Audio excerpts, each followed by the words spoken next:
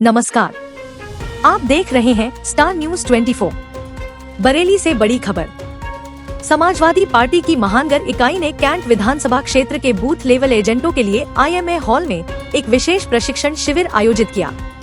इस कार्यक्रम की अध्यक्षता महानगर अध्यक्ष शमीम खां सुल्तानी ने की, जबकि मुख्य अतिथि के रूप में पार्टी के राष्ट्रीय सचिव और बरेली पीलीभीत प्रभारी पूर्व राज्यसभा सांसद वीरपाल सिंह यादव उपस्थित रहे।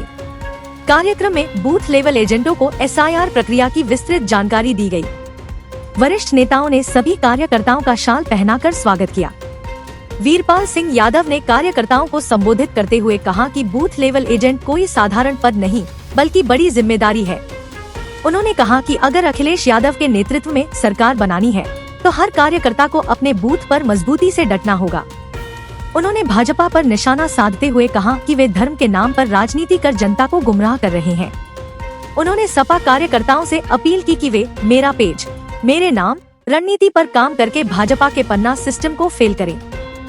महानगर अध्यक्ष शमीम खां सुल्तानी ने कहा कि संविधान, रोजगार और सामाजिक सद्भाव को बचाने के लिए सपा की सरकार जरूरी है और उन्होंने कार्यकर्ताओं से बूथ स्तर पर संगठन को मजबूत करने की अपील की। कार्यक्रम में पार्टी के वरिष्ठ नेता, पार्षद, महिला सभा, अल्पसंख्यक सभा और SC/ST प्रकोष्ठ सहित कई पदाधिकारी मौजूद रहे। अंत में वीरपाल सिंह यादव और शमीम खां सुल्तानी का भव्य स्वागत पुष्पमालाओं, पगड़ी और शाल पहनाकर किया गया। बरेली से स्टार न्यूज 24 के साथ हम बनाए रखते हैं आपके हर अपडेट का भरोसा। निवेदन करूंगा इसी कड़ी में साहब आए और अपने विचार रखें। डॉक्टर अनीस बेग साहब।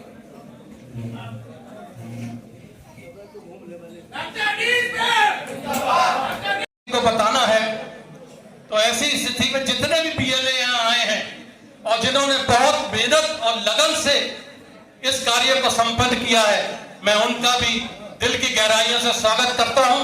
सब लोग एक बार उनके लिए तालियां बजा दें तो मुझे बहुत अच्छा लगेगा। बहुत बहुत धन्यवाद। पर्सनालिटी और बहुत SIR पे काम किया, दिन रात लगे रहे हमारे महासचिव पंडित दीपक शर्मा जी। इस कार्यक्रम की अध्यक्षता कर रहे हमारे रिस्पेक्टेड शमीम खां सुल्तानी जी। इस कार्यक्रम के मुख्य बड़ा अफसोस हो रहा है ये कहते हुए कि प्रति व्यक्ति 4.5 लाख रुपए से भी ज्यादा कर्ज है। अगर इसको हमको चुकाना है तो हमको केंद्र में और प्रदेश में समाजवादी पार्टी की सरकार लाना है।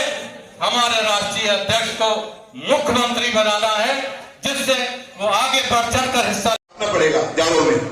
और जब जुड़ेंगे आप तभी बोलो। और ये बात बिल्कुल सही है कि अभी किसको टिकट मिले ना मिले, अभी हमारा एक ही मकसद होना चाहिए कि हमें राष्ट्रीय अध्यक्ष अपने अखिलेश यादव जी को मुख्यमंत्री बनाना है और हमारा निशान सिर्फ साइकिल होना चाहिए। इसी पे काम करना है हम लोगों को। सिर्फ अपनी पार्टी की जो अच्छी नीति है उनको बताना है, लोगों को उसको जुड़ के रहना है। और मैं तो बिल्कुल 20 सेकंड पे मैं हूँ, मौजूद हूँ। और जब भी किसी को कैसी भी जरूरत पड़े तो डॉक्टर अनीस बेग हमेशा हाजिर है और आप आ सकते हैं किसी भी टाइम। 24 घंटे मेरा फोन उठेगा। शुक्रिया, धन्यवाद। शॉल उड़ाकर स्वागत करते हुए अब मैं मंच की तरफ आमंत्रित करना चाहूंगा सभी। कृपया आप एक एक करके, कोई भीड़ ना लगाए और शहर वालों को शहर वाले कार्यक्रम में मिलेगा। हमारे साथी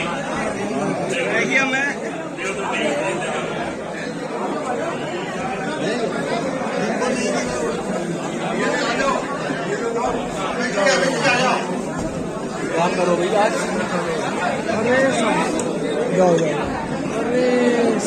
टीम के अलावा किसी का योगदान नहीं है।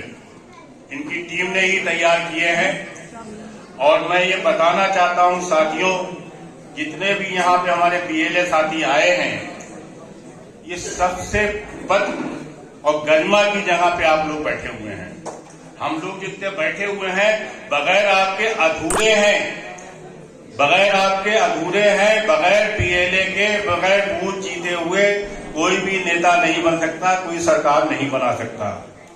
हमारे राष्ट्रीय अध्यक्ष जी ने आप लोगों को वो मर्तबा दिया है, मीटिंग में उन्होंने कहा है, क्योंकि आप ये न समझें कि आपका सत्यापन हो रहा है। हमारे प्रभारी जी का सत्यापन कर रहे हैं, एक एक नाम में फोटो के आपका वहां रजिस्टर्ड हो रहा है, लखनऊ में रजिस्टर्ड हो रहा है, और उसमें सरकार बनाने की सबसे बड़ी जिम्मेदारी आप लोगों को दी गई है, दी जा रही है। और सरकार बनने के बाद वो जो बूथ का पीएलए काम करेगा तो उसको नजरअंदाज नहीं किया जाएगा। बूथ लेवल पर अगर कोई काम होगा तो बगैर बीएलए के अनुमति के, बगैर उससे राय लिए हुए नहीं किया जाएगा, जो भी नेता बनेगा। तो आप लोग सबसे ताकतवर और रीढ़ हो, उसके लिए काम करना पड़ेगा। मैं समझता हूँ यहाँ मैक्सिमम तादाद पीएलएस की है, कुछ साथी हमारे पीएलए नहीं बनाए गए हैं, लेकिन वो भी अपने आप को पीएलए समझ के काम करें। यहाँ पे पीएलए बुलाए गए हैं, पीएलए का प्रशिक्षण दिया जा रहा है। जो लोग काम नहीं करेंगे उनको रिप्लेस भी किया जाएगा। बड़े खुश हो रहे थे कि अब तो मुसलमानों के बच्चे पढ़ेंगे ही नहीं, ये तो सब मदरसों की जांच करवा रहे हैं। मदरसा बंद हुए 500 और प्राइमरी स्कूल बंद हुए 27,000। मैं उन अंधभक्तों से पूछना चाहता हूं कि प्राइमरी स्कूल में क्या टाटा, बिरला, डालमिया इनका बच्चा पढ़ता है?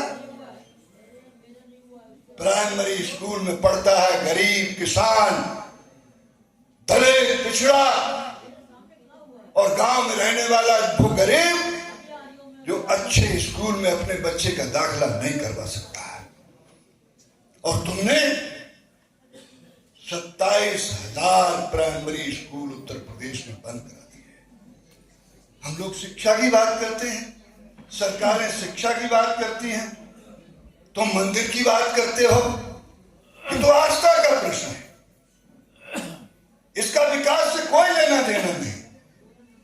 एक भी उत्तर प्रदेश में कोई नई सड़क बना दी हो? जो माननीय अखिलेश यादव बना के गए उनकी रिपेयरिंग भी नहीं कर पा रहे हो तुम, और बहुत बड़े महान बन रहे हो। तो ऐसे लोगों से निपटने के लिए हम लोगों को ये फौज तैयार करनी पड़ेगी। मैं बधाई देता हूं माननीय राष्ट्रीय अध्यक्ष जी को। अभी आए थे, जब रामपुर जा रहे थे, हवाई अड्डे पे रुके, ये महानगर के अध्यक्ष वहां मौजूद थे। मैंने कहा कि एसआईआर होने वाली है, जब तक हम लोग बूथ मजबूत नहीं करेंगे। आपने आधी लड़ाई जीत ली। किसी भी सरकार बनाने के लिए, लड़ाई जीतने के लिए 3 तरह से योजनाएं बनती हैं।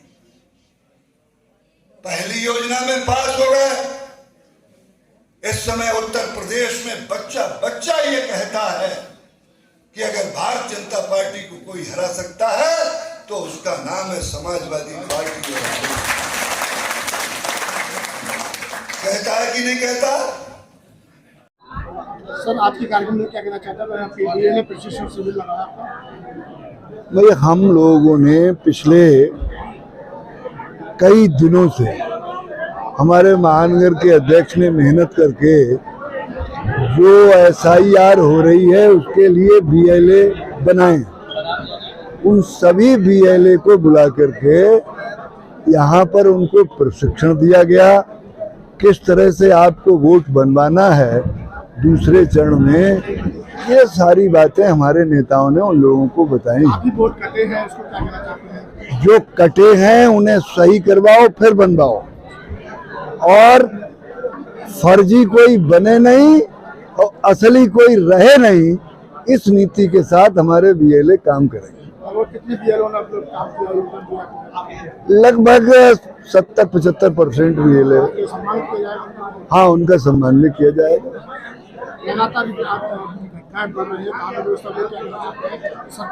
अब ये तो उनसे पूछो ना, जो वहाँ बैठे पीठ ठोक रहे हैं। और इनाम दे रहे हैं पुलिस वालों को कि हमारी पुलिस बहुत अच्छी, और थाने में कोई पहुंच जाए तो बगैर कपड़ा उतारे आने नहीं देती, और वो पीट ठोक रहे हैं। कार्रवाई चल रही है सर, इसमें क्या कहना चाहते हैं? लगातार बुलडोजर की कार्रवाई चल रही है, इसमें क्या कहना चाहते हैं? ये तो मैंने कह दिया कि भाई ये कानून नहीं है, संविधान ने अदालतें बनाई हैं, अगर कोई गलती करे उसको सजा अदालत देगी। पुलिस का, प्रशासन का काम ये है कि उसके खिलाफ FIR लिखो और अदालत में पेश कर दो। एक ही विशेष समुदाय को चल रहा है, इससे क्या कहना चाहते हैं? यही गलत है। ये देश तरक्की की तरफ नहीं जा रहा है। क्या करोगे, कहाँ ले जाओगे इन लोगों को? ये यहीं रहेंगे, इनसे प्रेम से रहोगे, देश तरक्की करेगा। लड़ाई करोगे, नफरत में कभी तरक्की नहीं हो सकती। तो फिर आपको एकजुट होकर भारतीय जनता पार्टी को हराना पड़ेगा।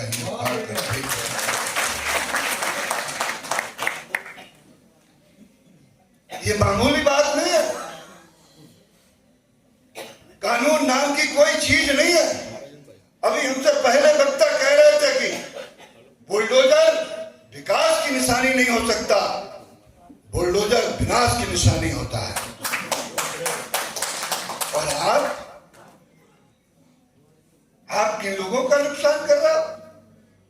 अगर मैंने गलती की है तो मुझे सजा देने के लिए अदालत बनाई है संविधान ने, और एक अदालत नहीं, जिले से लेकर हाई कोर्ट और सुप्रीम कोर्ट तक की अदालतें बनाई है। उनका काम सजा देना है। सजा देने का काम किसी मुख्यमंत्री का नहीं हो सकता। और यहाँ का मुख्यमंत्री सजा देता है, और उसे भी देता है जिसने कोई गलती नहीं की। अगर किसी गलती करने वाले का मकान ढा दिया जाता है तो केवल मकान एक आदमी का नहीं होता है, वो मकान सबका होता है। उसकी बीवी का भी होता है, उसकी माँ का भी होता है, और उसके बच्चों का भी होता है। तो एक के अगर एक ने कानून के खिलाफ कोई काम किया है, उसकी सजा आप सबको नहीं दे सकते। ये हटाना पड़ेगा। कैसा तमाशा बनाया उत्तर प्रदेश के मुख्यमंत्री ने। मैंने उस समय भी कहा था, अपने नेताओं से भी कहा कि बरेली में कोई झगड़ा नहीं था, किसी प्रकार का बरेली में कोई झगड़ा नहीं था। ये झगड़ा केवल उत्तर प्रदेश की सरकार और बरेली के प्रशासन ने बनाया था, और ये बनाया हुआ है। झगड़ा बनाया भी तुमने, वाहवाही भी तुम ही लूटोगे, पीठ भी तुम्हारी थपथपाई जाएगी, और पुरस्कार भी तुम ही ले लोगे। ऐसी सरकार हमने इससे पहले कभी नहीं देखी।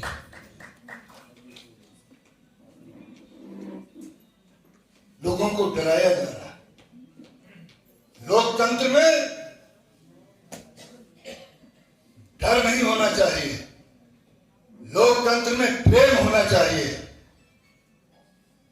और इस समय देश में और खास करके उत्तर प्रदेश में लोकतंत्र है नहीं, क्योंकि जनता में भय व्याप्त है, जनता में डर है। और कभी बात ही नहीं करते जनता के हित की। जनता का हित हिंदू मुसलमान में हो जाएगा, जनता का हित हिंदुस्तान पाकिस्तान में हो जाएगा, जनता का हित झगड़ा में हो जाएगा। जनता का हित होगा विकास में, जनता का हित होगा महंगाई कम हो, जनता का हित होगा भ्रष्टाचार कम हो, जनता का हित होगा बेरोजगारी कम हो। और कैसा हिंदुस्तान में तमाशा बनाया। हम कहते हैं हिंदुस्तान में बेरोजगारी है, लोग बेरोजगार घूम रहे हैं, तुम लोग जगह निकालते हो, फॉर्म भरवाते हो, परीक्षा करवाते हो, और पेपर आउट हो जाता है, परीक्षा निरस्त हो जाती है। हम कहते हैं कि बेरोजगार सड़कों पर घूम रहा है, तुम कहते हो कि बरेली में दंगा हो रहा है। हम कहते हैं देश में महंगाई है। आप लोग सब पढ़े लिखे लोग हो, सब मोबाइल चलाते हो, गूगल भी देखते हो। देखो कि सन 1914 में जब मोदी जी गद्दी पर बैठे थे, उस 2014 में उस समय गैस का सिलेंडर किस रेट का था और आज किस रेट का है। आप देखो उस समय सोना किस रेट का था और आज किस रेट का है। आप गूगल पर देखो कि उस समय देश पर कितना कर्जा था और आज देश पर कितना कर्जा है। महंगाई आसमान को छू रही है। हमारे ऊपर कर्जा बढ़ता चला जा रहा है। हम दिवालिया होने की तरफ जा रहे हैं और तुम कह रहे हो कि हम विश्वगुरु होने जा रहे हैं। अब देखो इन लोगों की चाल को। विश्वगुरु हो सकता है जिस पर पैर से लेकर सिर तक कर्जे में डूबा हुआ व्यक्ति विश्वगुरु कैसे हो सकता है? देश की जीडीपी का 84% कर्ज हिंदुस्तान पर हो गया। ये कर्ज जब 94% श्रीलंका पर हुआ था जीडीपी का, तो वहां क्या हाल हो गया आप लोगों ने देखा होगा। तो हम कर्जदार बन रहे और तुम विश्वगुरु बन रहे। हम कहते हैं कि भ्रष्टाचार बढ़ा है। आप थाने में चले जाओ, आप तहसील में चले जाओ, किसी सरकारी दफ्तर में चले जाओ, बगैर पैसे के किसी का कोई काम नहीं हो सकता है। और तुम कह रहे हो कि हम विश्वगुरु हैं। विश्वगुरु रिश्वत लेते हैं क्या? इसलिए मैं कहना चाहता हूं कि ये जनता को बरगलाती।